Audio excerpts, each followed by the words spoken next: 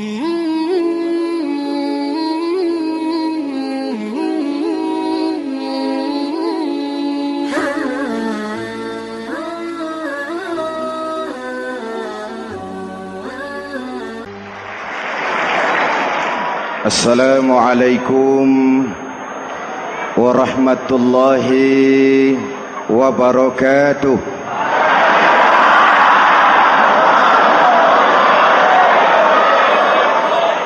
Alhamdulillahi rabbil alamin.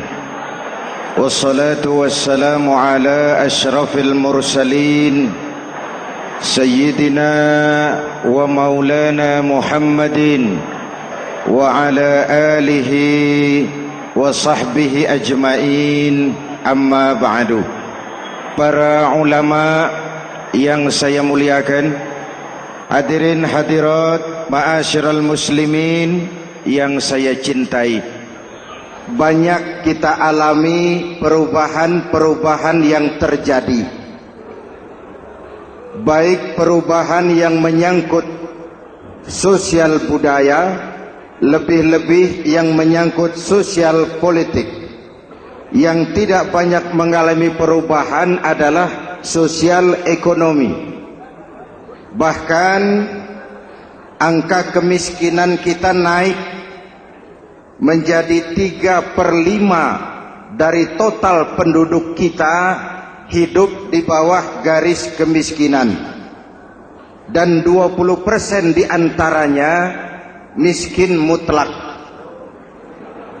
Perubahan-perubahan yang terjadi menyadarkan kita kepada kebenaran Al-Quran ketika Allah menyatakan wa tilkal ayyamu nudawiluha bainan nas.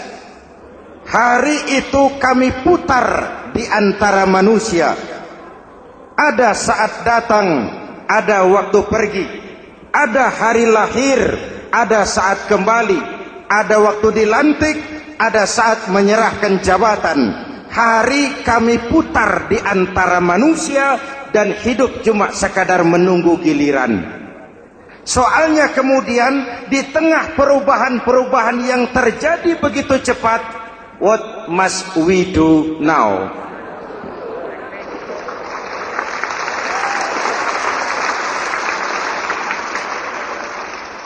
Saya juga ngerti itu.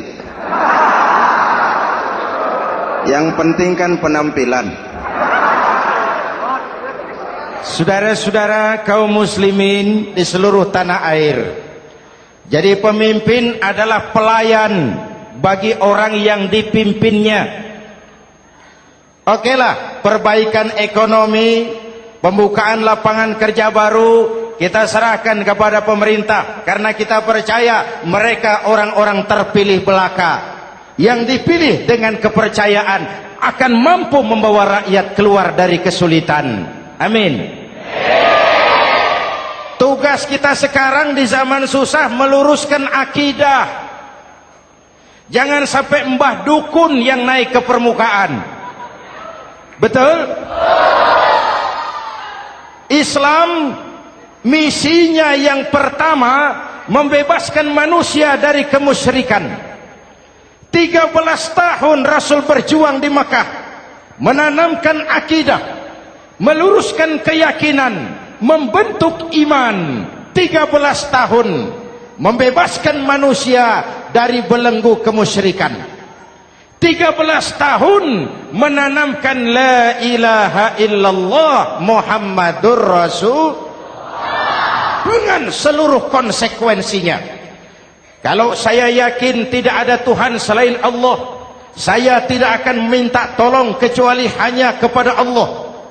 Saya tidak akan pernah takut kecuali hanya kepada Allah. Saya tidak akan menggantungkan hidup kecuali hanya kepada Allah. Saya tidak akan minta rizki kecuali hanya kepada Allah. Saya tidak akan melarikan persoalan kecuali hanya kepada Allah. Kalau konsekuen dengan keyakinan ini, mbah dukun nggak dapat tempat.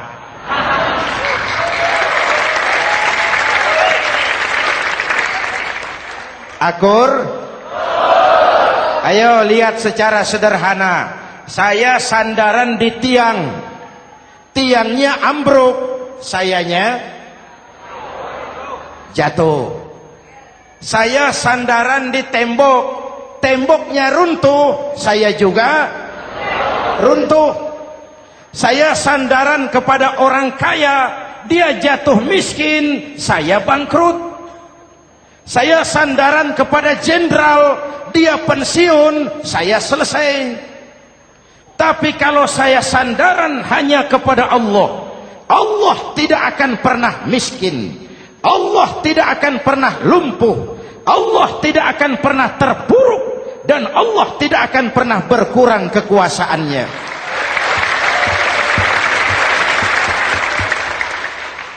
Maka umat Islam, sesulit apapun zaman yang kita hadapi, Allah juga tempat kita bersandar. Jelas? Selama ini kita iman dalam ucapan, tapi sekuler dalam perbuatan. Di masjid ada Allah, di kantor Allah tidak ada, maka korupsi merajalela.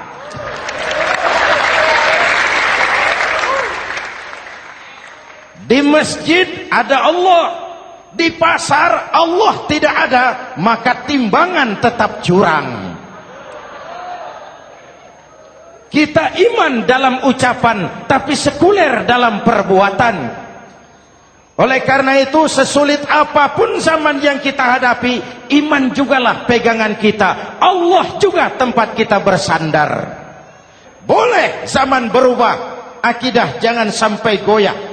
Karena iman kita hidup, untuk iman kita berjuang, dan dalam iman kita ingin kembali menghadap Allah Subhanahu.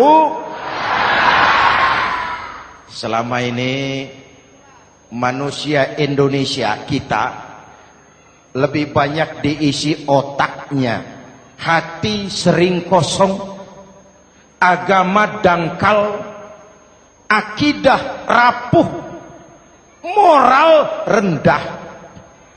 Memang kemudian muncul banyak orang-orang pintar, cuma sayang tidak benar.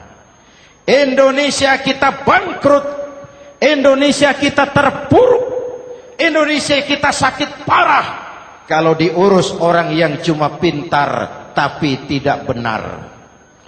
Kita perlu orang-orang pintar, tapi kita lebih perlu orang benar. Jelas?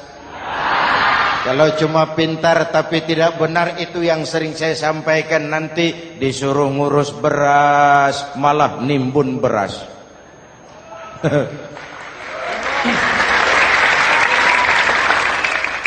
Disuruh ngurus laut malah jadi bajak laut. Disuruh ngurus hutan rame-rame jadi orang hutan. Jutaan hektar hutan Indonesia kita ini merupakan kekayaan sumber daya alam kita yang harus digunakan bagi sebesar-besar kemaslahatan rakyat. Yang disuruh ngurus hukum malah bikin hukum seperti pisau, tajam ke bawah, tumpul ke atas. Jangan heran lalu di masyarakat muncul street justice, pengadilan jalanan, sebagai refleksi dari ketidakpuasan melihat sikap hukum yang sangat berpihak. Kalau yang kecil salah, hukum cepat-cepat ditegakkan.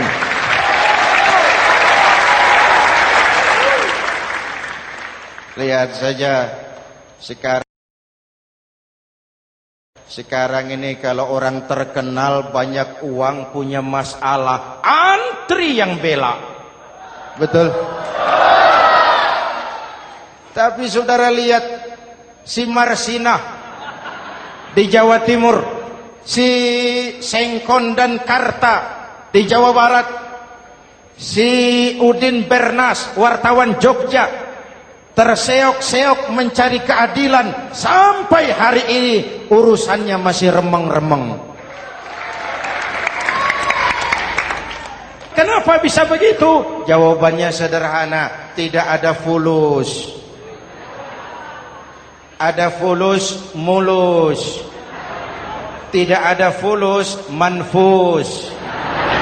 Betul? Jangan sampai para penegak hukum kita terjebak pada lagu baru, maju tak gentar membela yang bayar.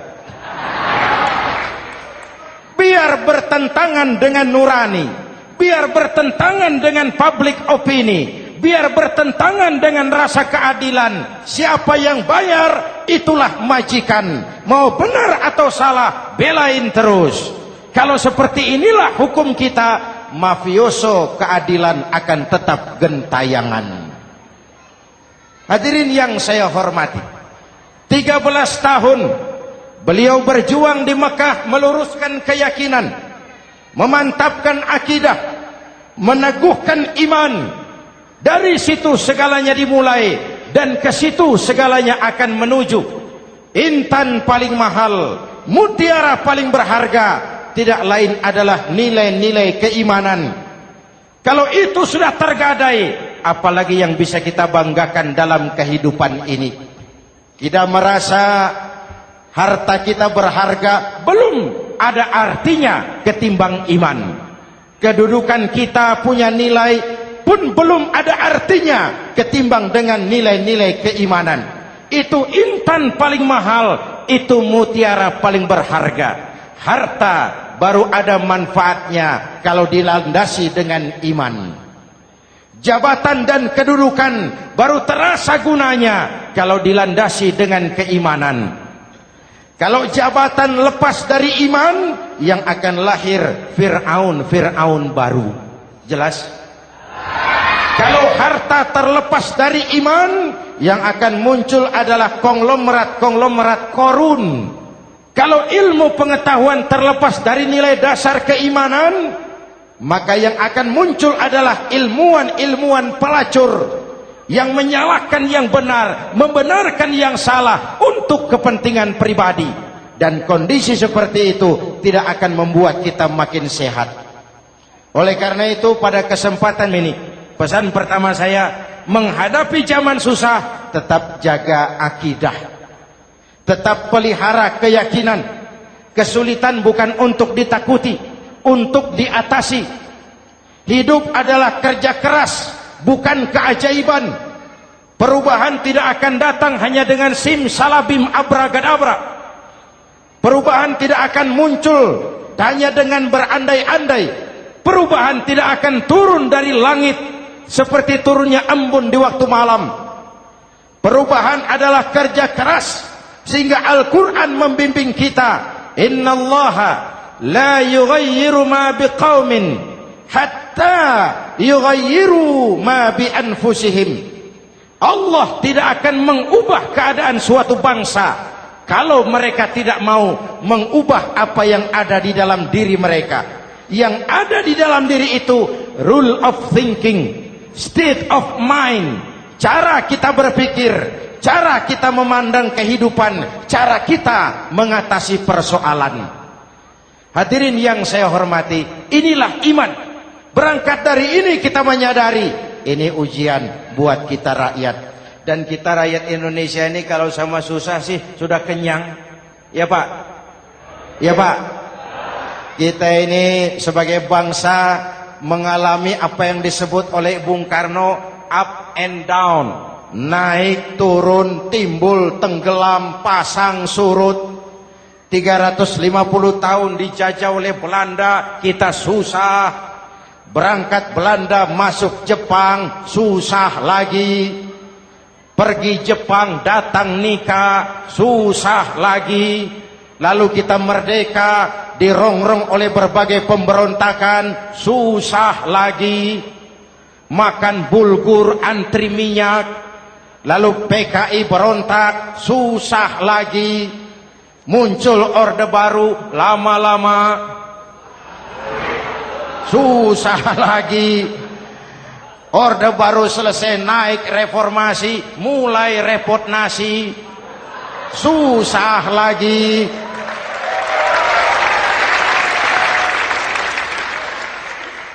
Kalau susah kita ini sudah akrab, sudah intim.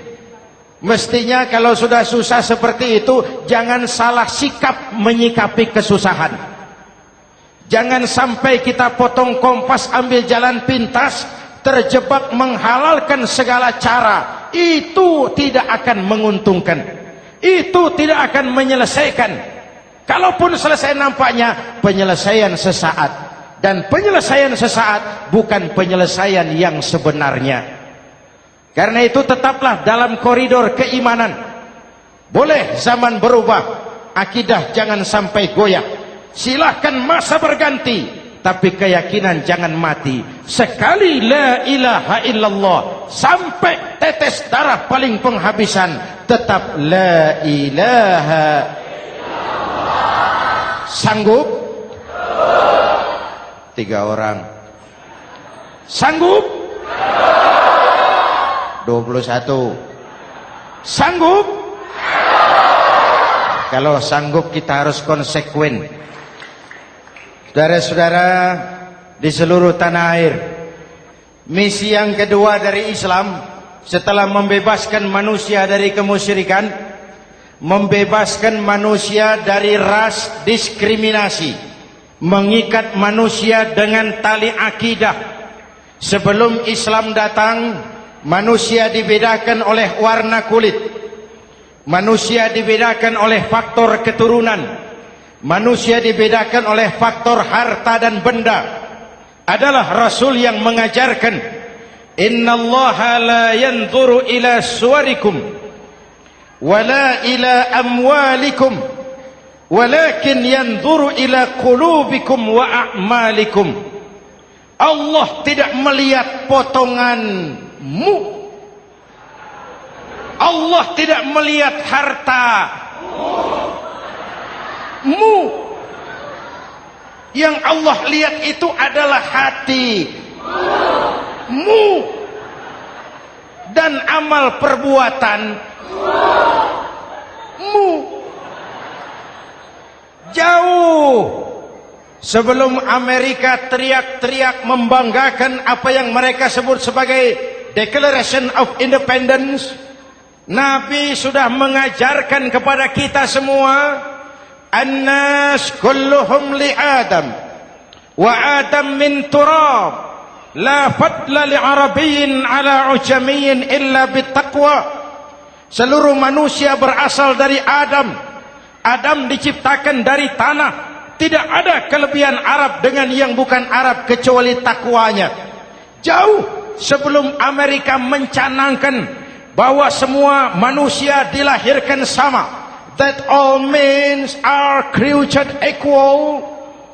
Jauh sebelum itu Islam sudah membebaskan manusia dari ras diskriminasi.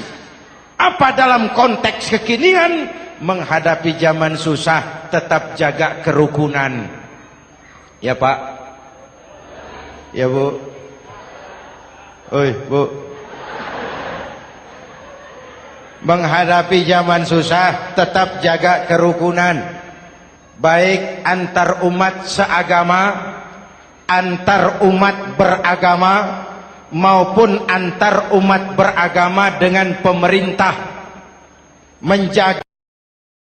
Menjaga kerukunan, jangan saling sikat sikut di antara kita. Sebab kalau sudah rukun, saya ajak berhitung, 1 ditambah 1 sama dengan, itu matematika namanya, hasilnya pasti. Tapi angka sosial hasilnya aneh. Saya ubah jadi angka sosial. Ayo kita berhitung lagi. 1 orang takut ditambah 1 orang takut sama dengan 2 orang setengah berani. Kenapa setengah berani? Karena sudah berdua. Tadi kan takut sendiri. Kalau sama-sama takut berkumpul jadi setengah berani. Kalau ditambah 1 orang takut lagi, 1 orang takut ditambah 1 orang takut ditambah 1 orang takut sama dengan 3 orang berani. Kenapa jadi berani? Karena sudah bertiga. Kita yang lemah, kita yang marginal, kita yang dikucilkan, bahkan kita yang dilecehkan, kalau mau rukun kita akan kuat dan tidak bakal dipermainkan orang.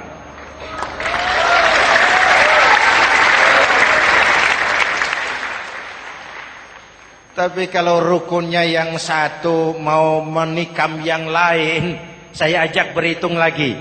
Yuk berhitung yuk. 1 ekor ayam ditambah 1 ekor musang sama dengan 1 ekor musang. Kemana ayamnya? Dimakan musang. Betul nggak nih hitungan? Ayo kita hitung lagi. 1 ekor ayam ditambah 1 ekor musang sama dengan 1 ekor musang. Kemana ayamnya? Dimakan musang. Jadi kalau kita suka kumpul dengan orang yang mau makan kita, selesailah kita.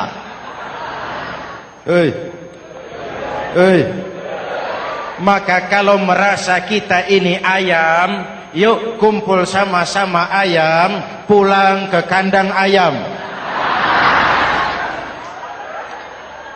Kalau ada ayam kumpul ke kandang musang, itu namanya ayam minum baygon. Jelas? Menjaga kerukunan. Pertama, antar umat seagama, sesama muslim harus saling menjaga, harus saling memelihara. Baik dia muslim yang jadi kapolri, baik dia muslim yang jadi kasat, baik dia muslim yang jadi pengusaha, baik dia muslim yang jadi petani, nelayan, guru, semua komit menjaga semangat kebersamaan, rukun antar umat seagama. Jelas? Jelas? Hadirin yang saya hormati, atas dasar itu saya ingatkan kembali, kita semua ingin persoalan terorisme dilepaskan kaitannya dari agama manapun. Tidak ada kaitannya terorisme dengan Islam, dengan Kristen, dengan Hindu, dengan Buddha.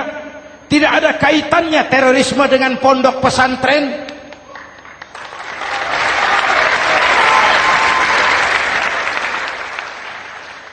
Jangan sampai pesantren jadi kambing hitam. Karena sejak zaman penjajahan, pesantren sudah terbukti memberikan kontribusi bagi perjuangan memerdekakan rakyat Indonesia. Rukun antar umat seagama. Yang kedua, rukun antar umat beragama. Islam ini rahmatan lil. Jangankan manusia walaupun berbeda agama, binatang saja dihormati. Ada hadis, fa iza zabahtum fa ahsinuz zibhata.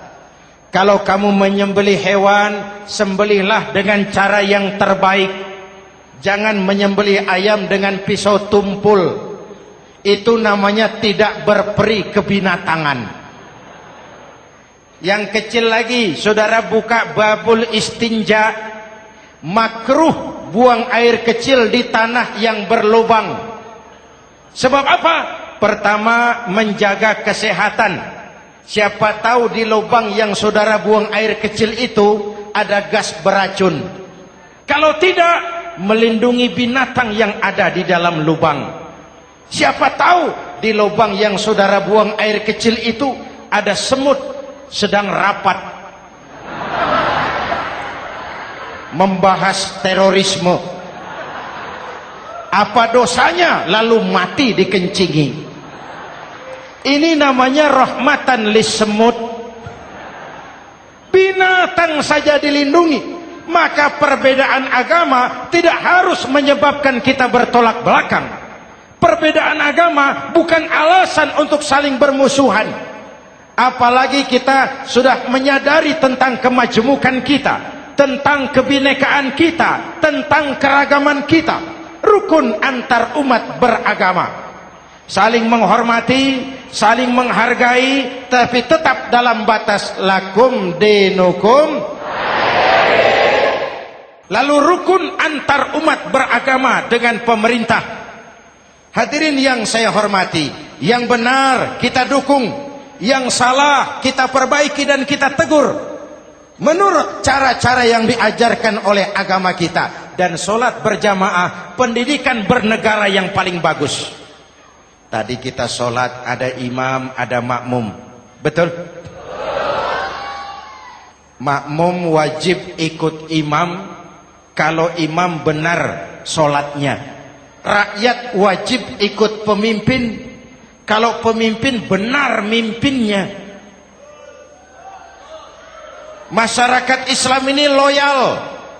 Masyarakat Islam ini bukan pemberontak. Masyarakat Islam ini taat dan setia. Kapan? Kalau imamnya benar.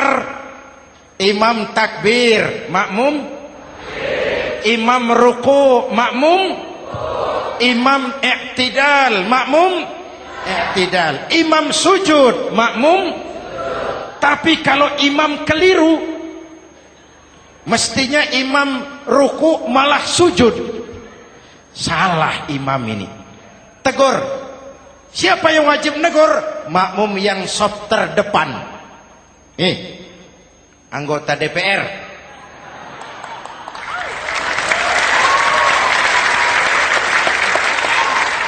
Ini wakil-wakil makmum ini, saf di depan ini. Kalau imam keliru mereka paling tahu. Ngomong. Tegur. Bagaimana negurnya? Ada aturan main. Mestinya ruku, imam sujud. Salah ini imam. Subhanallah. Kan begitu negurnya. Betul? Tidak boleh juga imam keliru, makmum emosi. Main pegang. Weh, makmum salah. Hoi, hoi. Kacau sholat. Betul? Anggota dewan ini, saf di depan. Itu kalau imam keliru. Satu saat imam buang angin. Namanya manusia bisa buang angin toh. Apa makmum lalu berkata, demi kesetiaan saya kepada imam, imam buang angin, saya lebih keras lagi. Itu namanya fanatisme buta, loyalitas yang goblok. Imam buang angin, minggir.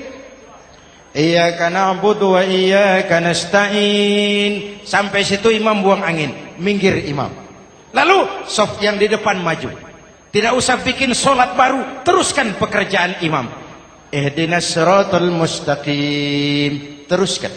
Kenapa? Kalau bikin solat baru lagi, nanti buang angin lagi. Bikin lagi solat. Kapan selesainya solat? Kapan selesainya membangun negara ini? Yang penting imam tahu diri, buang angin, minggir.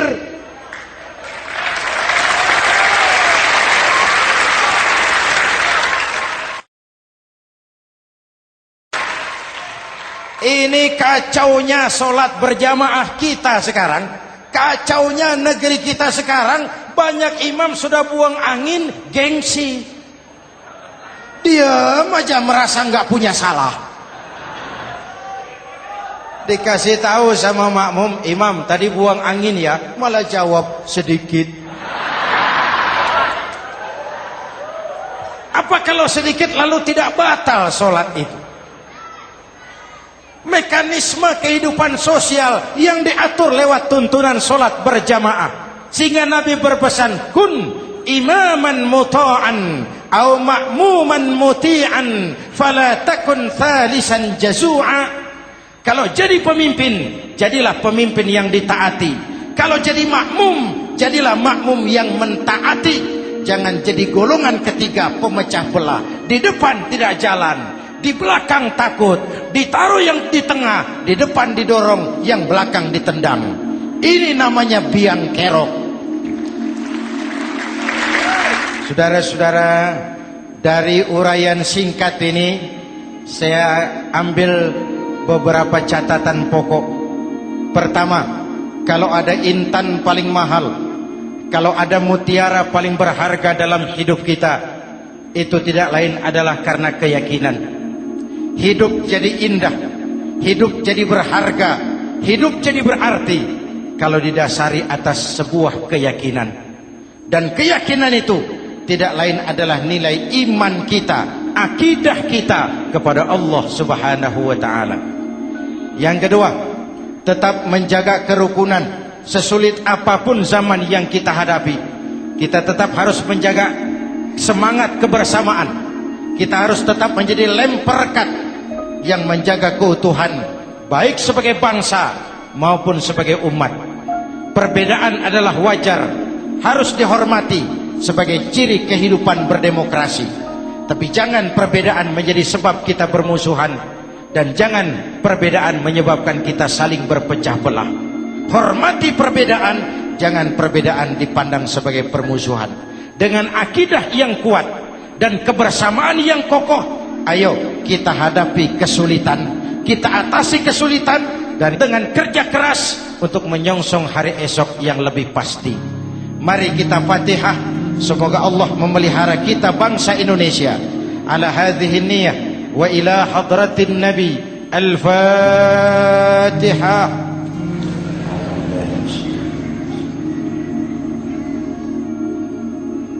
Iyyaka na'budu wa iyyaka nasta'in. Shiratal mustaqim, shiratal ladzina an'amta 'alaihim.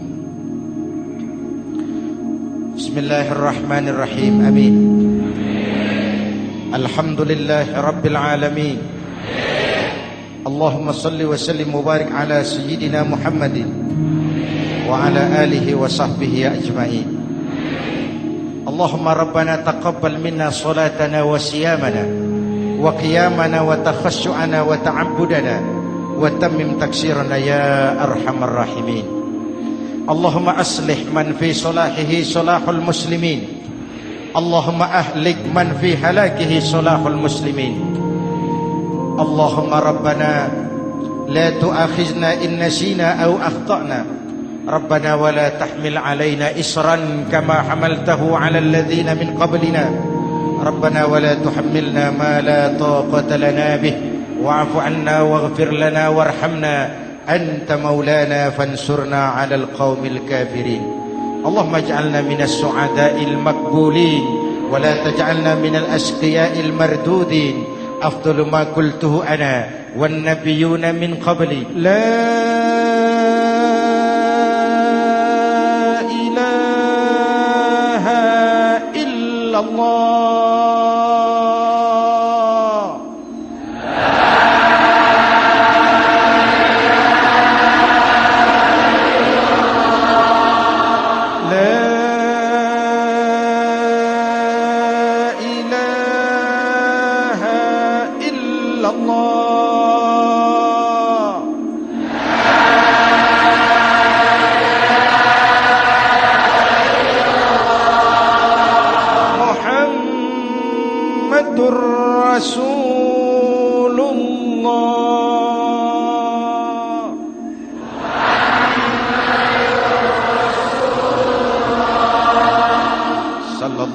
عليه وآله وسلم كلمة حق عليها نحيا وعليها نموت وعليها وبها نبعث إن شاء الله من الآمنين من الآمنين من الآمنين رحمتك يا أرحم الراحمين.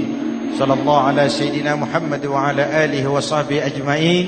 أنا ربك رب العزة عما يصفون. سلام على المرسلين والحمد لله رب العالمين. Jumpa lagi di lain kesempatan insyaallah. Wassalamualaikum warahmatullahi wabarakatuh.